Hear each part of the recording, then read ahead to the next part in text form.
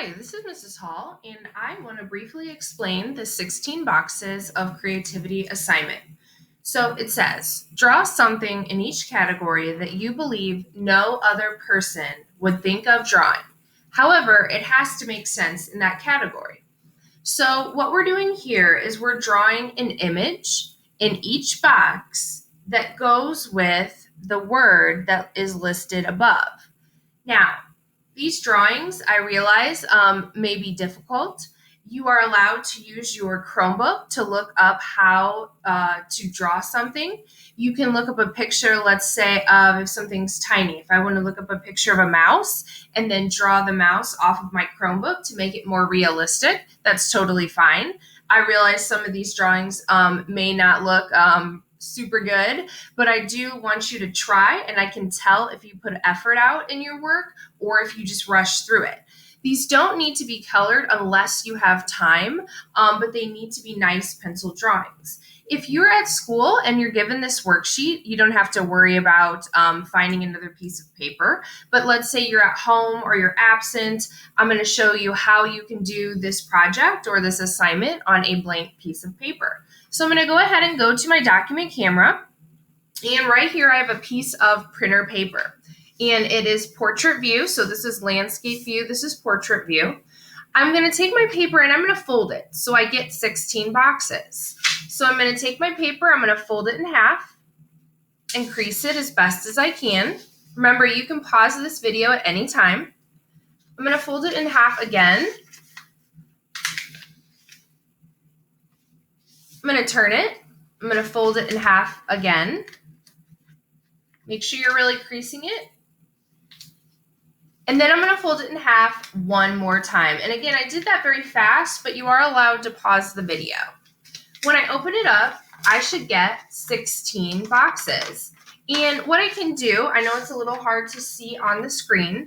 You don't have to draw the lines in between the boxes, but if that helps you out, that's totally fine with me.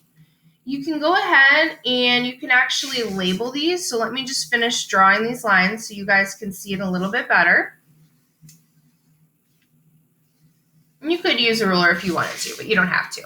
So then I can go through and I can just label which number. So 1, 2, 3, 4, 5, 6, 7, 8, 9, 10, 11, 12, 13, 14, 15, 16.